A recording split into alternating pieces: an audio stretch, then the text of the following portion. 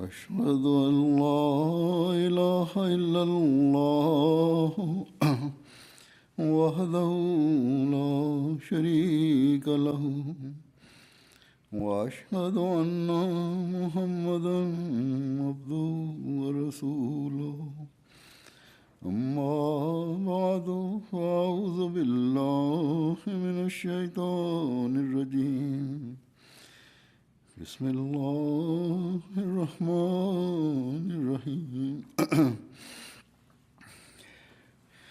الحمد لله رب العالمين الرحمن الرحيم مالك يوم الدين إياك نعبد وإياك نستعين اهدنا الصراط المستقيم صراط الذين أنعمت عليهم غير المغضوب عليهم ولا الضالين. Leo nyinyi mmejumuika hapa kwa ajili ya uzinduzi wa msikiti wa Zoin. Mwenyezi Mungu ameijalia jumuiya ya Ahmadiyya Marekani ya kwamba ijenge msikiti huu na iujenge katika mji ambao una muhimu makhsus katika historia ya jumuiya. Siku mbili kabla, mwandishi mmoja wa habari aliniuliza swali ya kwamba msikiti huu kwa nini ni muhimu sana kwa ajili ya sehemu hiyo. Kila msikiti ni muhimu kwetu. Nilikuwa nimemwambia ya kwamba misikiti yote ni muhimu kwetu. Yeye alikuwa na wazo ya kwamba labda nimekuja hapa kwa ajili ya msikiti huu makhsus. Nilisema kwamba siku za nyuma pia nilikuwa naenda kufungua misikiti mbalimbali, lakini nikamwambia ya kwamba misikiti huu pia una umuhimu wake, ambao ni ya kwamba msikiti huu umejengwa katika mji ambao ni mji uliojengwa na adui mmoja wa Islam, na watu ambao wana shauku ya kusoma historia na wana shauku ya kujua historia, wao watajaribu kuijua historia yake. Na ili tuweze kuwaambia kuhusu historia, kwani hakuna ajuaye historia ya mji huu isipokuwa jumuiya ya Ahmadiyya, wala kumjua doi.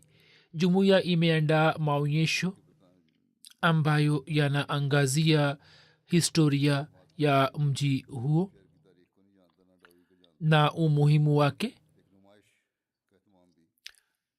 umuhimu ambao upo wa mji huu kwa jumuiya, na watu wenye shauku wanaweza kunufaika na maonyesho hayo. Labda kesho yeye ataandika makala juu yake. Kwa vyovyote vile, kama nisemavyo ya kwamba umuhimu wa kihistoria wa mji huu na mdai mmoja wa kibandia na kutumia kwake maneno mabaya zidi ya Masihi Maud alaihissalatu wassalam, na kisha kuangamia kwake, na katika mji huu kuanzishwa kwa jumuiya ya Ahmadiyya, kunamfanya kila mwana jumuiya kumshukuru Allah, na inabidi ifanye hivyo. Na kwa ajili yake, sawa na amri ya mtume mtukufu sallallahu alaihi wasallam, sisi tunawashukuru watu wa mji huu ambao japokuwa mwanzoni halmashauri ilikuwa imepinga ujenzi wa msikiti na ilikuwa imekataa kutoa rukhsa ya ujenzi wake, watu walisimama katika haki yetu na wakaishawishi halmashauri ili itupatie rukhsa ya kujenga msikiti huu. Basi hii ni amri ya mtume mtukufu sallallahu alaihi wasallam ya kwamba mtu asiye washukuru watu hamshukuru Allah. Basi chini ya amri hiyo ya mtume sallallahu alaihi wasallam, yatupasa kumshukuru Allah aliye azim ambaye ametujalia kujenga msikiti huu. Basi kuhusiana na hilo, kwa ajili yetu sisi wa Ahmadiyya, siku hii si yenye furaha tu, bali ni siku ya kumshukuru mwenyezi mungu kwa wingi, ambaye pamoja na kujenga msikiti huu pia ametuonyesha nishani iliyo hai ya ukweli wa imamu zama na mtumishi mkweli wa mtume sallallahu alaihi wasallam. Katika nyaraka za historia pia, ambayo ni historia ya zama zile, nitaeleza mbele yenu mambo machache kutoka historia ile ambayo inaangazia ukweli wa masihi maud alaihi wassalam na umuhimu wake na jinsi watu walivyokiri kuhusu ukweli wake. Na kama tutaendelea kuzidi katika kumshukuru allah, allah ataendelea kututirimshia fadhili zake na nishani za ukweli wa masihi maud alahi salam zitaendelea kufunguka juu yetu.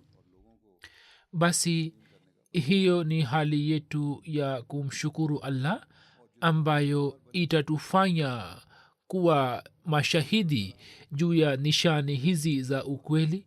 bila shaka mwenyezi mungu amemwahidi hatmasihi maud alah salam ahadi zisizohisabika, ahadi za maendeleo ya jumuiya, ya kwamba yeye atamwonyesha maendeleo ya jamaati na anaendelea kuonyesha, na siku za usoni pia ataonyesha.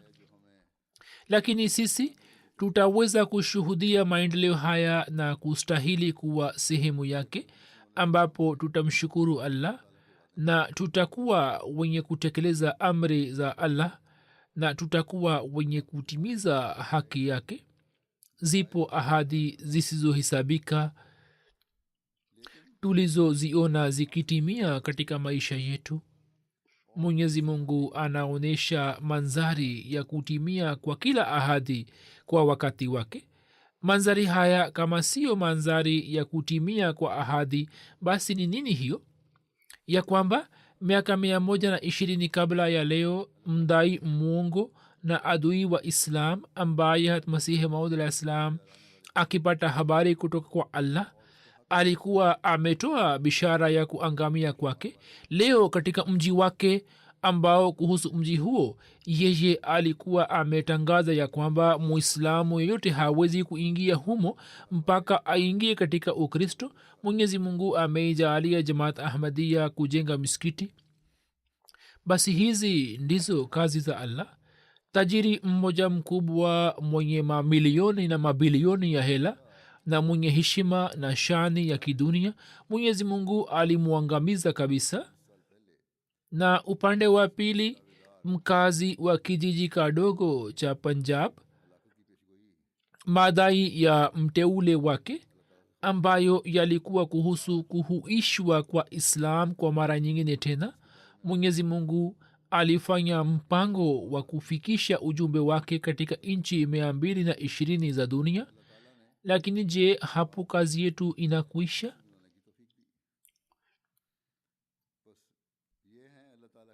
je, hii inatosha ya kwamba katika mji mdogo wa marekani sisi tumejenga msikiti na jumuiya imepata maendeleo? hapana. kwa ajili ya hatmasihi maud alah salam, mwenyezi mungu ameifanya dunia nzima kama uwanja wa mahubiri. kazi yetu ni kuleta miji midogo na miji mikubwa na nchi za dunia chini ya utumishi na utumwa wa mtume sallallahu alaihi wasallam. tukiona uwezo wetu na nguvu zetu, kazi hiyo inaonekana kama ni kazi kubwa mno, lakini pamoja na hayo yote mwenyezi mungu subhanahu wa taala ametukabizi kazi hii, na hiyo pia ni ahadi ya mwenyezi mungu kwa hatmasihi maud alahi salam. lakini yeye alisema kwamba kazi hizi zote zinazoendelea kufanywa ni juhudi yetu kidogo tu. pamoja na hayo, kitu cha msingi kinachohitajika ni maombi na kazi hizi zitafanywa kwa maombi tu, basi jambo hilo muhimu yatupasa kuweka mbele yetu na kulikumbuka ya kwamba tujielekeze kufanya maombi.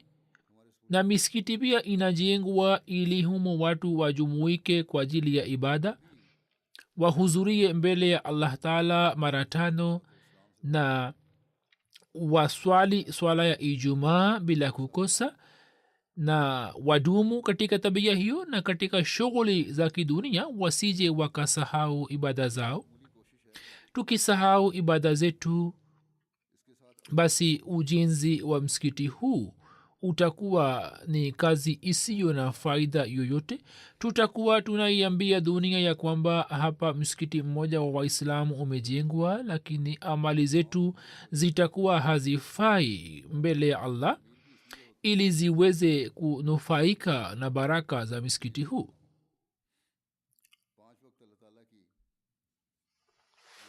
Au tuwe miongoni mwa wasaidizi wa masihi maud alahi salatu wassalam. Yeye alisema ya kwamba kwa kufanya maombi ya kudumu nini muwe wasaidizi wangu, ili sisi tuweze kuona na kushuhudia fadhili za allah zikitimia kwa haraka iwezekanavyo. Basi hii ni kazi ya kila mmoja wetu, ya kwamba ili maombi yake yapokelewe, ili maombi yao yapokelewe, wazifanye ibada kuwa sehemu za maisha yao, na pia wawezeshe watoto nao pia wawe na tabia ya kufanya ibada, na sawa na njia iliyoelezwa na allah waswali sala 5 sala zao kwa uzuri wote, na kwa kujihalisishia wainame mbele ya allah na wamwombe mafanikio mengine kutoka kwake. Watakuwa na bahati njema kati yetu ambao watapata hayo yote, na kisha wao waone na wataona mvua ya fadhili za allah ikinyesha juu yao. Kama tutaongeza viwango vya ibada zetu na tutatanguliza dini juu ya dunia, basi ahadi ambazo mwenyezi mungu amezifanya na masihi maud alahi salatu wassalam tutaziona zikitimia katika maisha yetu. Basi kuna haja ya kuangalia hali zetu binafsi, kuna haja ya kujichunguza kwa kufika katika nchi hizi zilizoendelea, tusije tukaiangukia dunia. Sasa katika miaka michache iliyopita watu wapya wamekuja hapa waliomba uhifadhi, basi musije mkazama katika mambo ya kidunia. Katika nchi hii kila msikiti unaojengwa unatakiwa kuwa sababu ya kutuletea jaziba mpya na shauku ya kujenga uhusiano na allah. Mwenyezi mungu bila shaka atatimiza ahadi zake. Isije ikatokea hivi ya kwamba kwa sababu ya matendo yetu muda wa kutimia kwa ahadi hizi uende mbali au uzidi, au zitimie kwa kupitia kwa watu wengine wa baadaye na sisi tukose baraka zake. Mwenyezi mungu alikuwa amemwahidi mtume sallallahu alaihi wasallam ahadi ya ushindi wa islam, na ni nani awezaye kuwa mpendwa wa allah kuliko mtume sallallahu alaihi wasallam? Lakini je, pamoja na hayo yote, wakati wa vita vya badr dua na unyenyekevu wa mtume sallallahu alaihi wasallam na hofu zake na maombi yake yalikuwa hayakufikia kwenye daraja ya juu? Mtume mtukufu sallallahu alaihi wasallam alikuwa akifanya maombi kwa unyenyekevu mkubwa sana, mpaka shuka yake ilikuwa inadondoka chini kutoka mabega yake.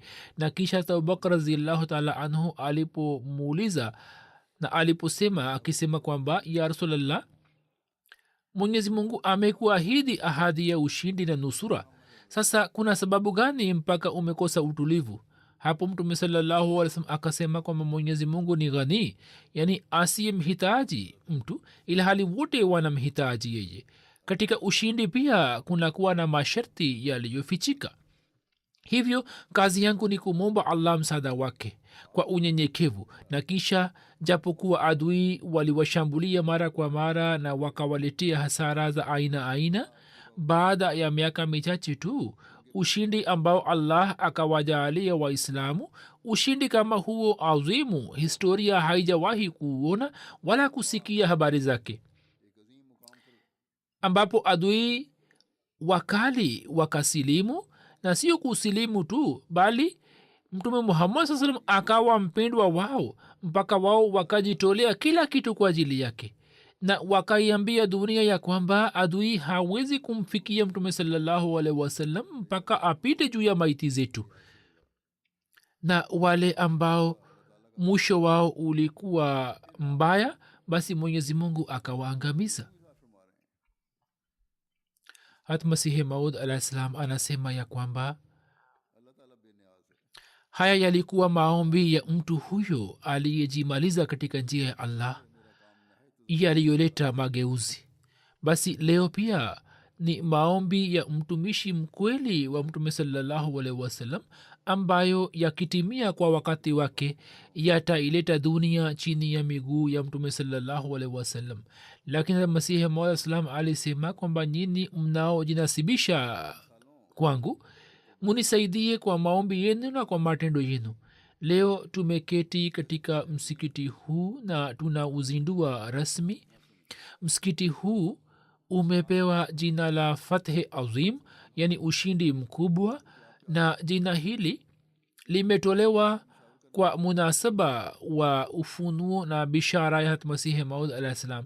sayidina ahmad alah salam akipata habari kutoka kwa allah alikuwa ametoa bishara ya maangamio ya doi, naye alikuwa amesema ya kwamba nishani hii ambayo itakuwa na ushindi mkubwa, ushindi azimu, itazihiri katika zama za karibu. Na dunia iliona ya kwamba katika siku 15-20 tu mwenyezi mungu alimwangamiza doi, na akamwangamiza kwa mazila makubwa. Kabla ya kifo chake mwenyezi mungu alimtendea nini? Kuna maelezo yake mengine. Kwa vyovyote vile nishani ya maangamio ya doi sayidina ahmad islam aliitaja kama ushindi azim, na leo kuna hatua yake ijayo ambapo katika mji huo tunafungua misikiti wetu.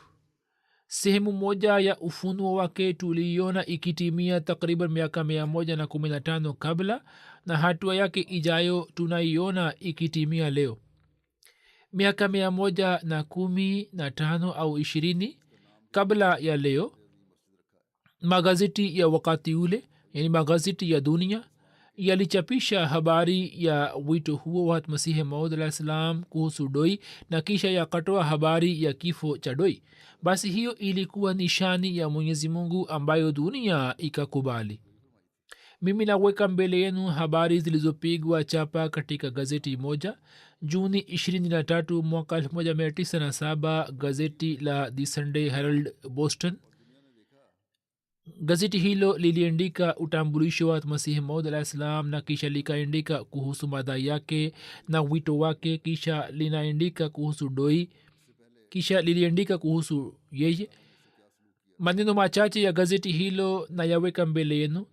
kichwa cha habari cha gazeti hili ni kama ifuatayo: ni azimu mirza ghulam ahmad ambaye ni masihi, ambaye alitoa habari kuhusu mwisho mbaya wa doi, na sasa yeye anatoa bishara za tauni, mafuriko na matetemeko. gazeti hili linasema ya kwamba siku 23 za agosti zilikuwa zimepita ambapo mirza ghulam ahmad wa qadian india alitoa habari ya kifo cha alexander doi ambaye alikuwa akiitwa elia wa pili, ambayo katika machi iliyopita ikatimia. kisha linasema ya kwamba mtu huyo wa india katika maeneo ya mashiriki ya dunia amepata umaarufu mkubwa katika miaka mingi iliyopita. yeye amedai ya kwamba katika zama za mwisho masihi wa kweli aliyekadiriwa kuja ndiye mimi, na mwenyezi mungu amemjalia heshima katika nchi ya marekani. kwa mara ya kwanza habari zake zilifika na mwaka 1903 ambapo mjadala wake ukapata umaarufu na elia wa tatu. baada ya kifo cha doi, nabii huyo wa india amefikia kileleni kwenye umaarufu wake, kwani yeye alikuwa ametoa bishara kuhusu kifo cha doi ya kuwa katika maisha ya mirza saheb doi atakufa kwa uchungu mkubwa na kwa mazila makubwa. kisha gazeti linaandika na limeandika kwa niaba ya masihi maud alah salam ya kwamba bwana doi akikubali wito wa mubahala yangu na kama atasimama zidi yangu, basi katika uhai wangu ataacha dunia hii kwa masikitiko makubwa na kwa uchungu mkubwa. kisha linaandika ya kwamba masihi maud alah salam alisema ya kuwa kama bwana doi atakimbia mubahala huo, basi mimi na wafanya wakazi wote wa marekani na ulaya kuwa washahidi juu yake ya kwamba hata kukimbia kwake pia kutafahamika kama kushindwa kwake.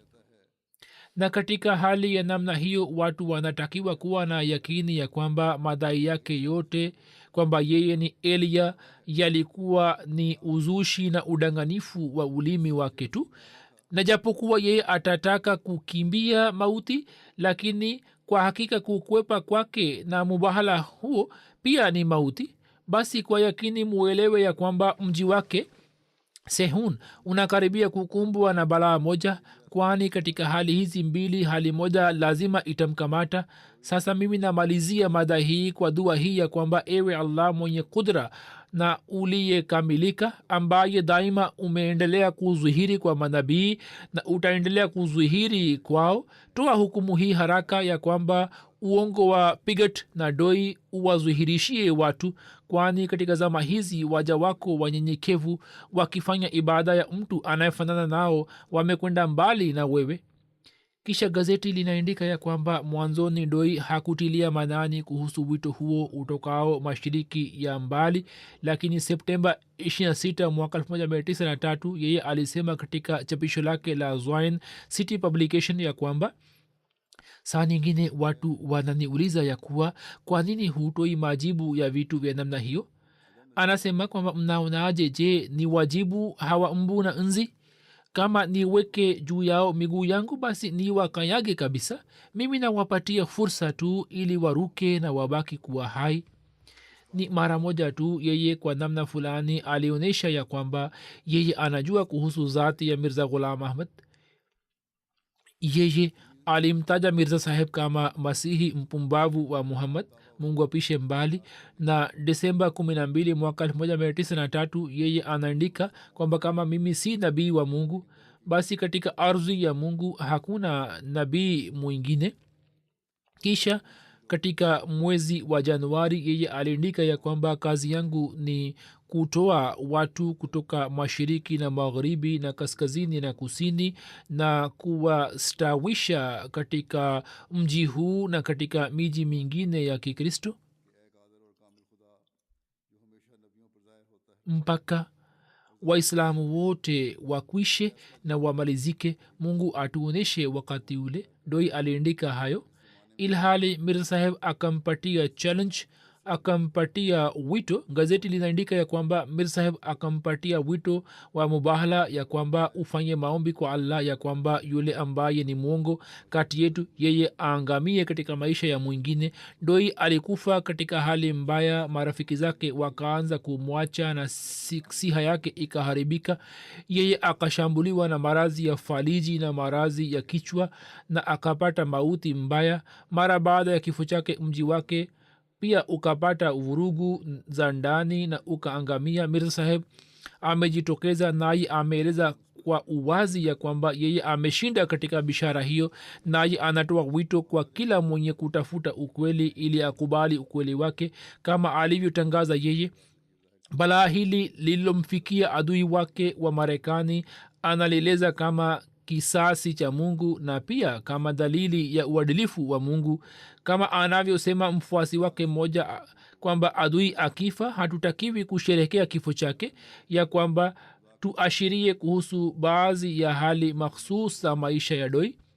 Vitu vya namna hiyo ni mbali sana katika mawazo yetu. Sisi tunachapisha mambo haya ili kudhihirisha ukweli tu. Hakuna shaka ya kwamba dini tukufu ya islam haitoi rukhsa na haitoi mafundisho ya kueleza mabaya ya wafu, lakini siyo maana yake kwamba mambo yafichwe, wakati ambapo kuyadhihirisha ni kwa ajili ya faida ya jamii na pia kwa ajili ya kueleza ukweli kwa wanadamu. Kisha linaandika kwa niaba ya mwanajumuiya ya kwamba mwenyezi mungu kwa kupitia kifo cha doi na kwa kumpitia adhabu ametoa hukumu yake kama alivyokuwa amemwambia nabii wake miaka 3-4 iliyopita. Huo ni mfano wa gazeti moja ambao nimeweka mbele yenu. Kwa yakini huo ulikuwa ushindi na pia ulikuwa ni dalili juu ya ukweli wa masihi maud alah salam, na ni dalili, lakini kama nisemavyo ya kwamba lengo la masihi maud alah salam ni pana sana. Hiyo ni habari ya ushindi wa sehemu moja tu. Furaha yetu ya kweli sisi tutaipata ambapo tutaileta dunia nzima chini ya miguu ya mtume sallallahu alaihi wa alihi wasallam, na kwa ajili yake sisi pamoja na kujenga msikiti huu tutalazimika kutafuta njia mpya za mahubiri. Hoja za masihi wa muhammad tutalazimika kuzieleza mbele ya dunia, na tutalazimika kuboresha hali zetu za kiroho na kimatendo. Kama nisemavyo kwamba ushindi wa kweli na azim ulikuwa ni ushindi wa Makka. Je, baada ya ushindi wa Makka mtume sallallahu alaihi wasallam na makhalifa walioongoka na waislamu waliokuja baadaye walikuwa wamesimamisha kazi ya mahubiri kwa ajili ya kufikisha ujumbe wa islam hadi pembe zote za dunia? Je, hawakufanya juhudi kwa nguvu zote? Hawakushinda maeneo kwa vita. Vita zikatokea, lakini hazikutokea ili isambae dini, bali walikuwa wameishinda mioyo ya watu, na kwa kupitia zoezi hilo watu makundi na makundi wakaendelea kuingia katika islam. Basi ushindi uliotokea kwa kumpitia masihi maud alahi salatu wassalam kuna haja ya kuhudumisha kwa maombi na kwa tabligh. wanaomwamini masihi maud alahi salam wanahisabiwa katika akhirin walioungana na masahaba. Sasa je, wao walikuwa wameacha mahubiri? Je, walikuwa wamechoka katika kuboresha hali zao? Je, walikuwa wamepunguza viwango vya ibada zao? Bila shaka vitu hivi vilibaki kwa waislamu, na islamu ikaendelea kupata maendeleo, na waislamu wakaanza kuporomoka pale ambapo dunia ikaanza kuwatawala na viwango vya takwa vikaanza kushuka chini. Wakaanza kughafilika kuhusu ibada zao.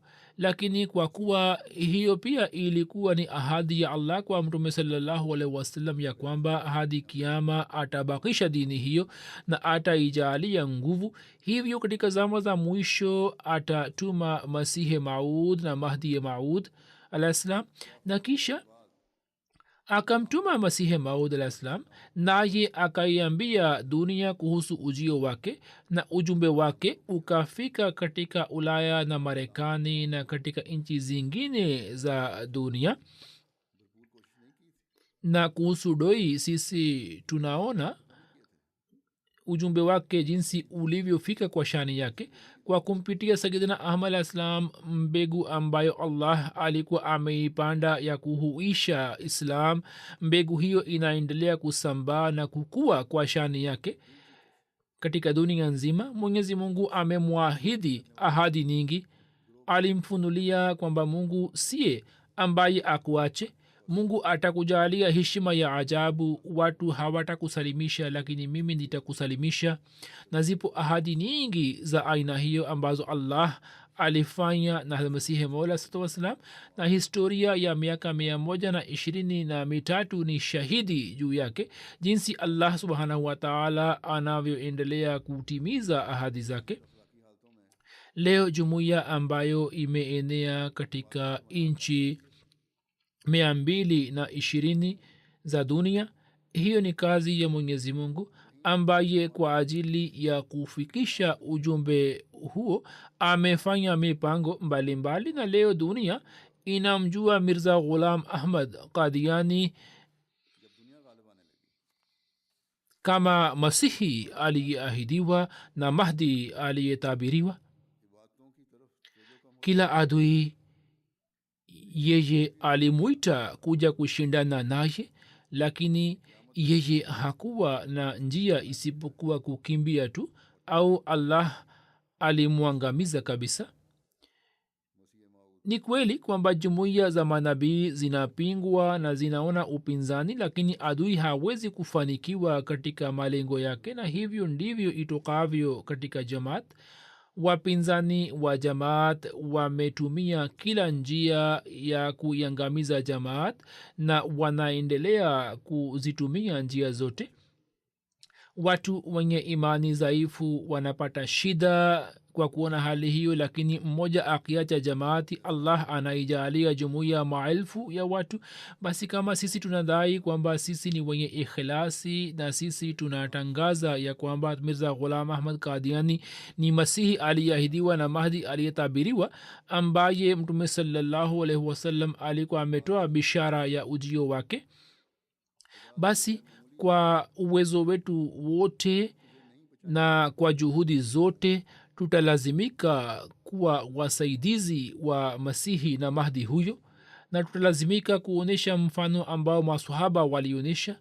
kazi yetu ni kuwajumuisha waislamu wote juu ya dini moja na kuwaondolea bidhaa zao, na pia kuwafahamisha watu wasio waislamu kuhusu mafundisho mazuri ya islam na kuwafanya kuwa waumini wa kweli wa allah mpaka wafanye ibada ya mungu moja na wamsalie mtume sallallahu alaihi wasallam.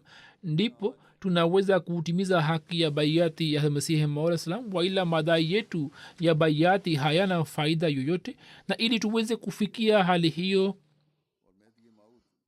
tutalazimika kuongeza viwango vya ibada zetu, la sivyo kujenga misikiti ni zoezi bure tu wala haina faida yoyote. na hiyo inaweza kutokea ambapo tutatambua shabaha ya maisha yetu.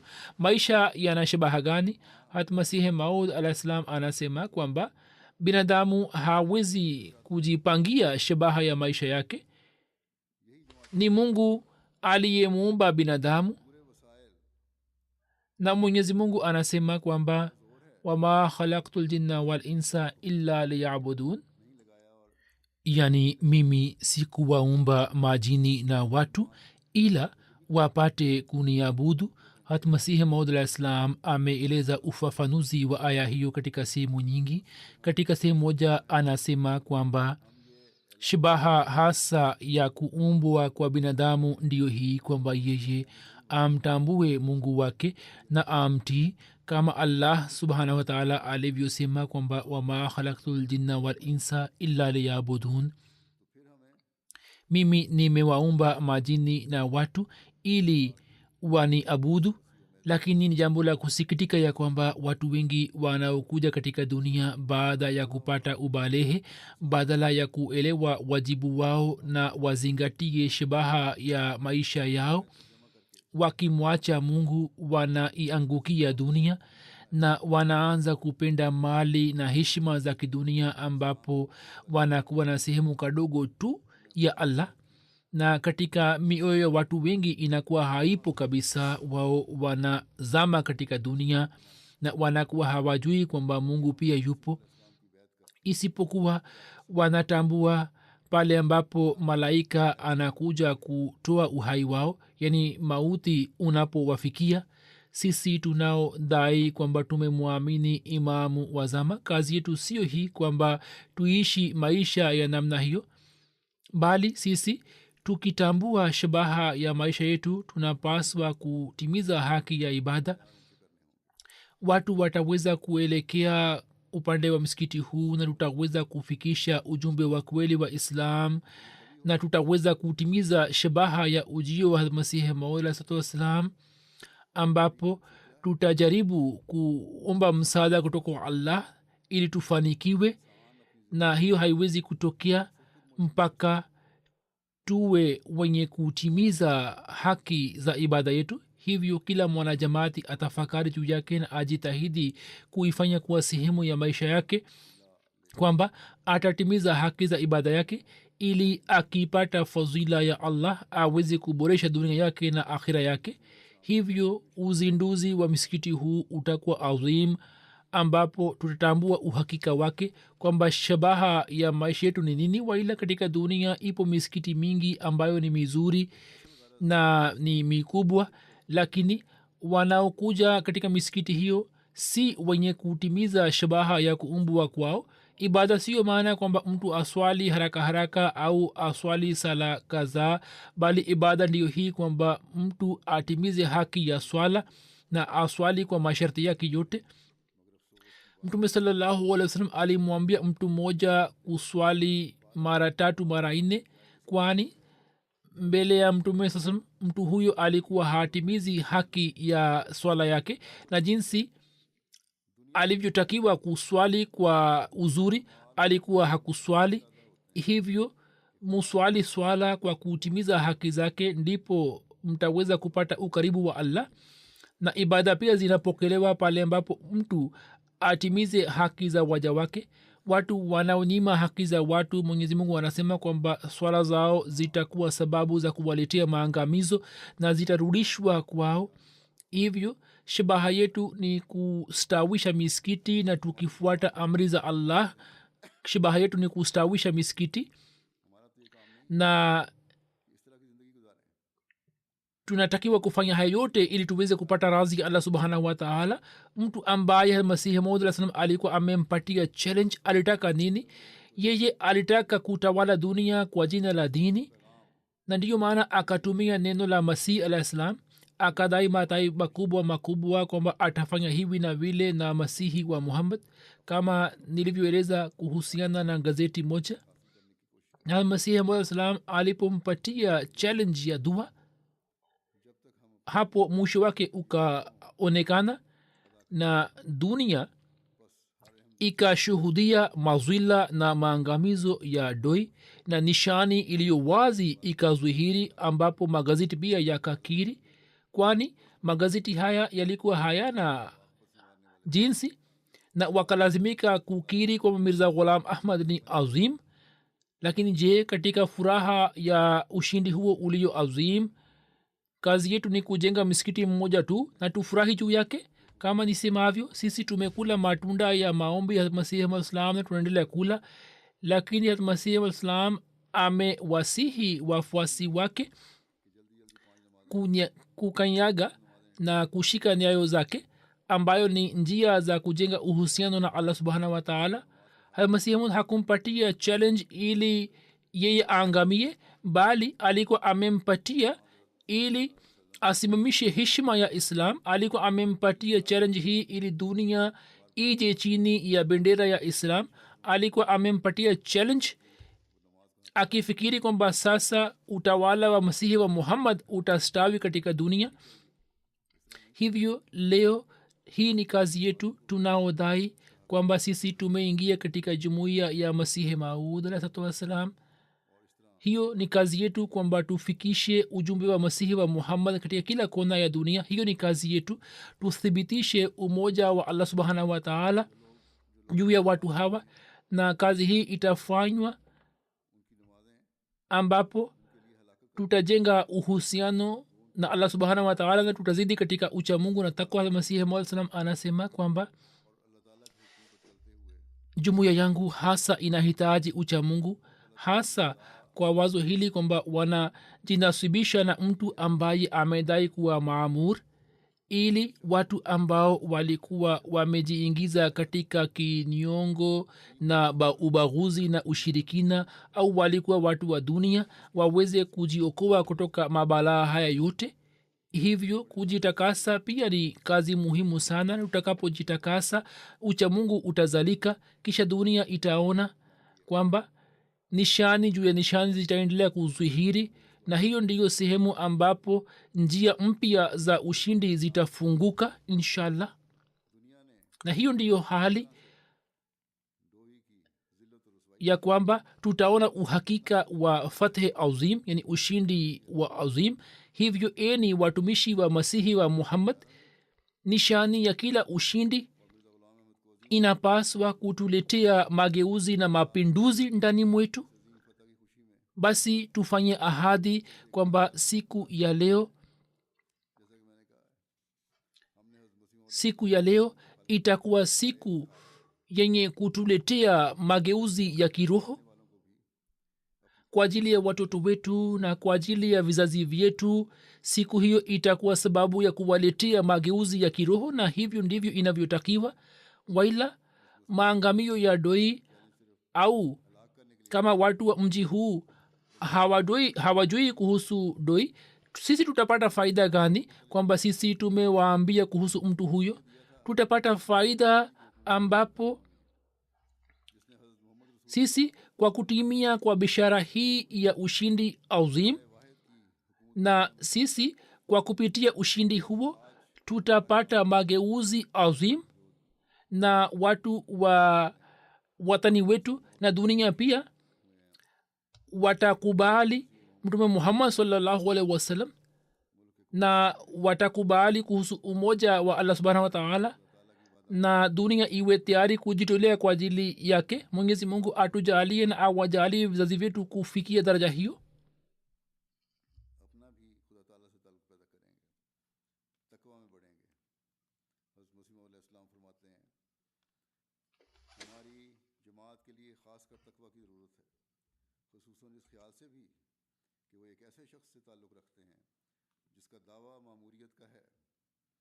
वो लोग जो खा किसी किस्म के बुग़्ज़ों, कीनों या शिरकों में मुब्तला थे या कैसे ही रूब दुनिया थे, उन तमाम अफाद से निजात पावें. बस अपनी अंदरूनी सफाई भी बहुत ज़रूरी है, और जब ये अंदरूनी सफाई होगी तो तकवा पैदा होगा, और तो फिर दुनिया देखेगी कि निशानात पर निशानात ज़ाहिर होते चले जाएंगे. और यही वो मुकाम है जहाँ फतूहात के मज़ीद रास्ते खुलते चले जाएंगे इंशाअल्लाह. और यही वो हालत है, फ़तेह अज़ीम की हकीकत को भी हम देखेंगे. बस ए मसीह मोहम्मदी के ग़ुलामों,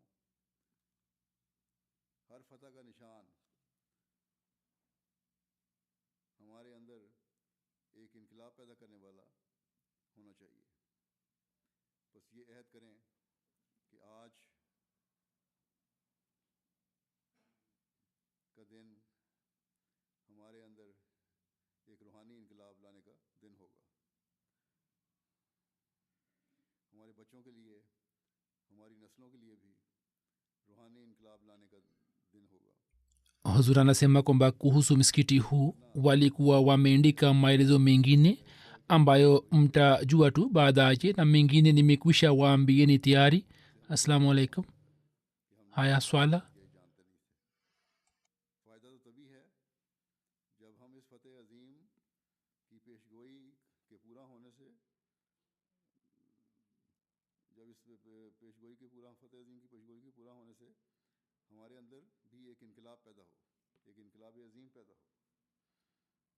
और हमारे अहले वतन भी और दुनिया भी हज़रत मोहम्मद रसूलुल्लाह सल्लल्लाहु अलैहि वसल्लम की ग़ुलामी का जुआ अपनी गर्दन पर डाल लें, खुदा ताला की वदानियत की कायल हो जाए और इसके लिए हर कुर्बानी करने के लिए तैयार हो जाए.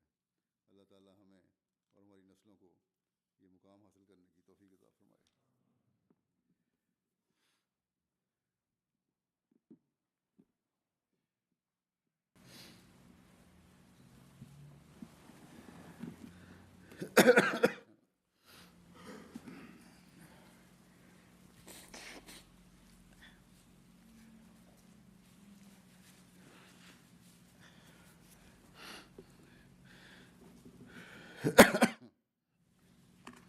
Alhamdulillah.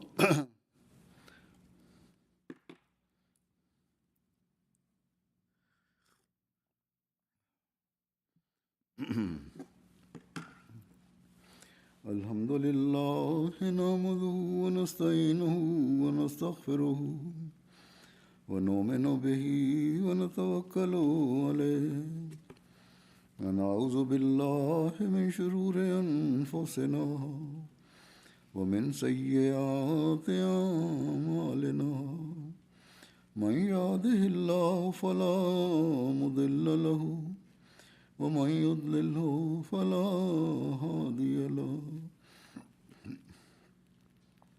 ونشهد أن لا إله إلا الله ونشهد أن محمدا عبده ورسوله عباد الله رحمكم الله إن الله يأمر بالعدل والإحسان وإيتاء ذي القربى وينهى عن الفحشاء والمنكر والبغي يعظكم لعلكم تذكرون اذكروا الله يذكركم وادعوه يستجب لكم ولذكر الله أكبر